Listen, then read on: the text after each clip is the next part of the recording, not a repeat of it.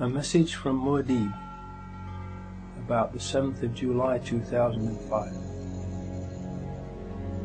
Dear viewer, I hope this finds you well, in good spirit and having a good day.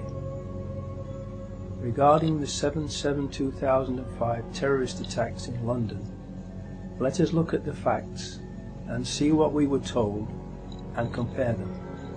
Then, using Occam's razor and common sense, let us see what conclusions are to be drawn, so we can all understand what most likely really did happen that day. First chapter, title: Mock Exercises and Bomb Hoaxes in the Run-Up to 7/7/2005. More than a year before the 7/7/2005 attacks, on the 16th of May 2004, an edition of the BBC One Panorama programme broadcasted a mock exercise imagining what would happen if a terrorist attack was executed in London in the near future, consisting of 3 explosions on tube trains in the London Underground and 1 explosion on a road vehicle. The following excerpt from the BBC programme gives us a good idea of why this programme was made. If there are now bombs going off above ground, in this case a lorry being attacked, it could happen anywhere. So the potential for mass panic across not just the capital but the whole country is very much with us.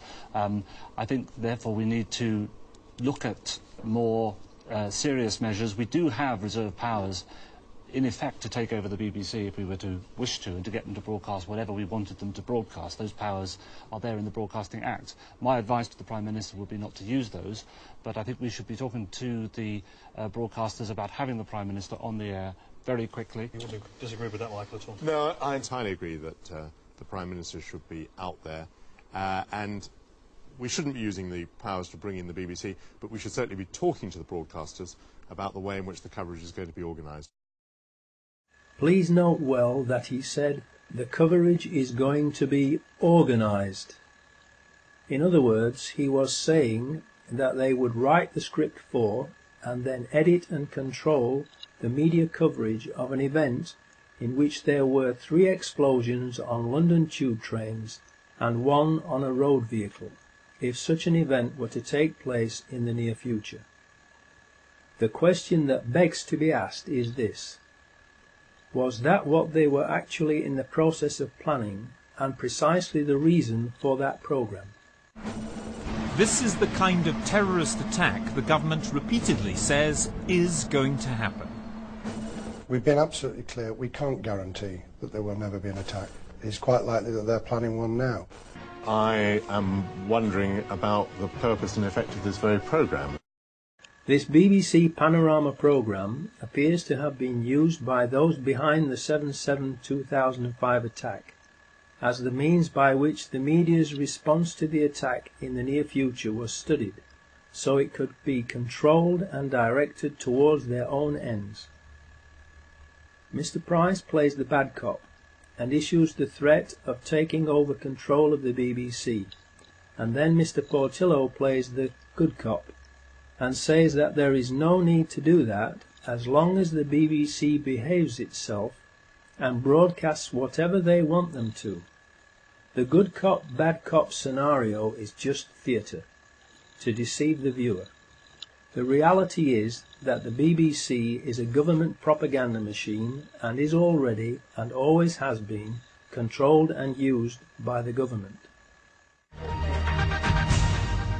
The headlines at 9 o'clock. In the past hour, there have been 3 major explosions on the London Underground.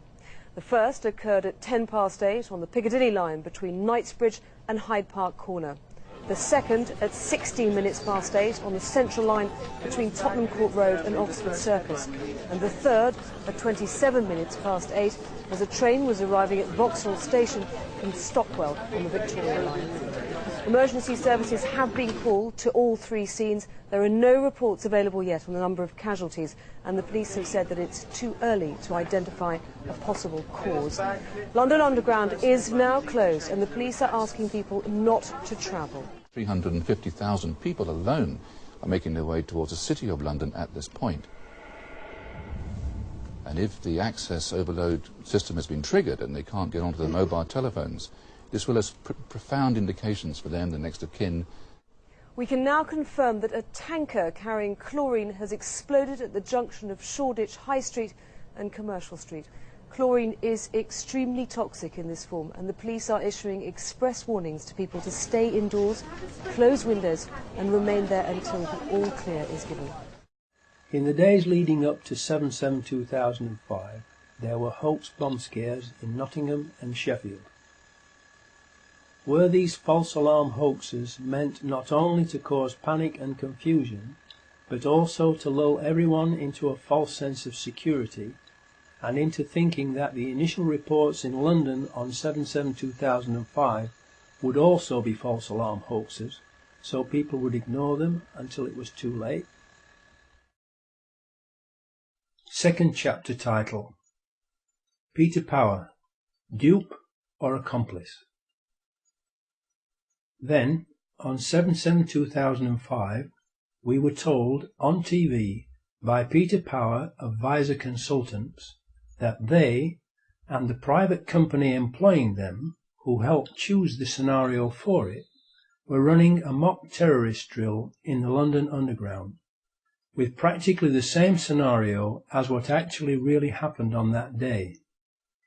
In other words, the actual mock anti-terror drill that the BBC Panorama programme of May 2004 had outlined had been chosen by Visor's client to be carried out on the very same day that 4 Muslim suicide bombers also chose the same scenarios that Visor's client had chosen for the mock drill, causing real and devastating explosions on 3 London tube trains and 1 road vehicle. Please think about that unbelievable set of coincidences for a few seconds, to let the implications of it sink in. Then, please ask yourself, what are the odds against all of that happening by chance? Just to get this right, you were actually working today on an exercise that envisioned virtually this scenario. Almost precisely. I was up until 2 o'clock this morning because it's our job, my own company, Visor Consultants. We specialise in helping people to get their crisis management response. How do you jump from slow time thinking to quick time doing? And we chose a scenario with their assistance which is based on a terrorist attack because they're very close to a property occupied by Jewish businessmen. They're in the city, and there are more American banks in the city than there are in the whole of New York. A logical thing to do. And I've still got the... I was going to say, how extraordinary today must feel for you as it unfolds. In his TV video clip, Peter Power states that their customer helped to choose the exact scenario. I repeat, Visor's customer helped to choose the exact scenario. To this day, Peter Power refuses to publicly identify the customer who chose the exact scenario. Why? Third chapter title: Foreign Security Firms. Can they be trusted? Verint Systems is the security firm that is responsible for the CCTV surveillance cameras in the London Underground rail network, and it is an Israeli company with approximately 1,000 employees. No CCTV footage of the 4 Muslims boarding the tube trains has been released by Verint, who claim that their cameras were not working. Why? Because the 4 Muslims were not on the tube trains that blew up.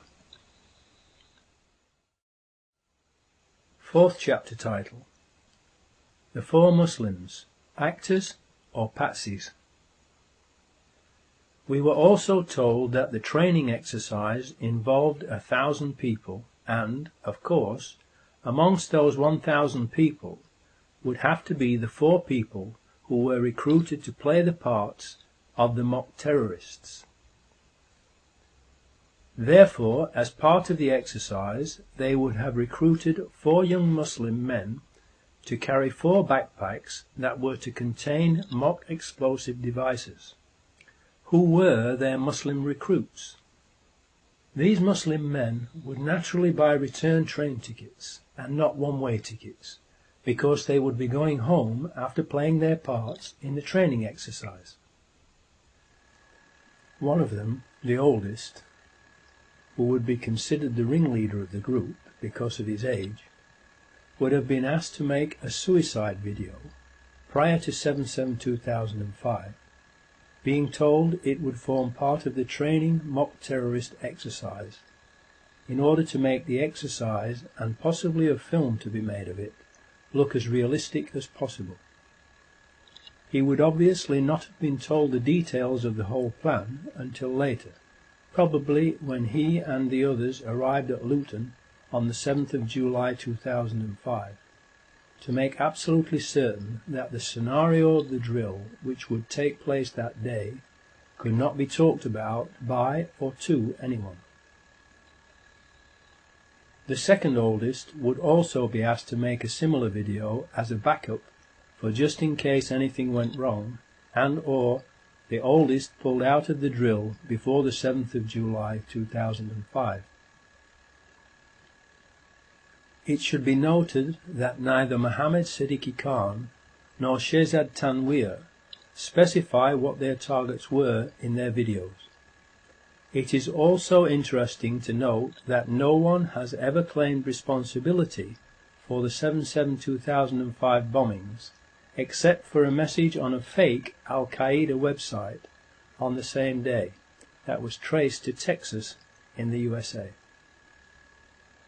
2 years afterwards, because more and more people doubt the official story and are proving it to be lies and deception, and are rightfully demanding an independent investigation, the police have arrested, frightened, intimidated and harassed Mohammed Siddiqui Khan's widow into publicly condemning her husband.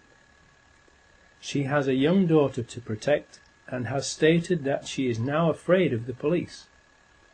They kept her in custody for 6 days to intimidate her, and then showed her what they claim is her husband's will and suicide note.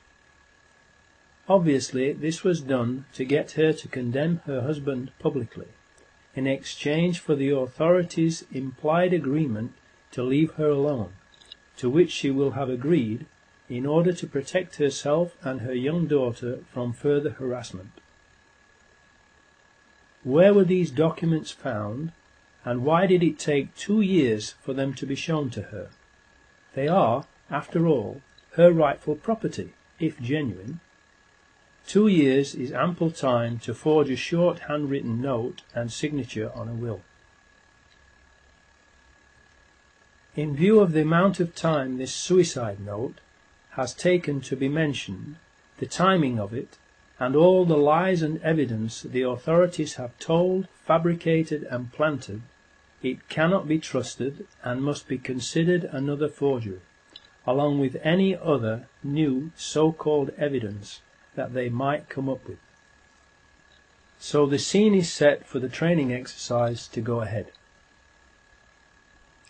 The fake terrorists have been recruited, the suicide videos have been made, and everyone has been given basic instructions for the day that the exercise is to be put into operation, 7/7/2005.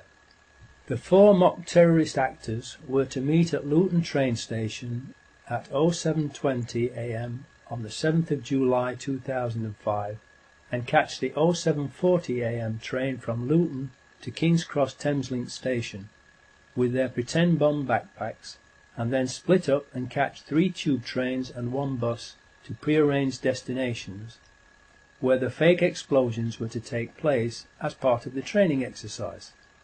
Finally, the big day arrived. Everyone was ready. Everyone was either already where he was meant to be or was heading there.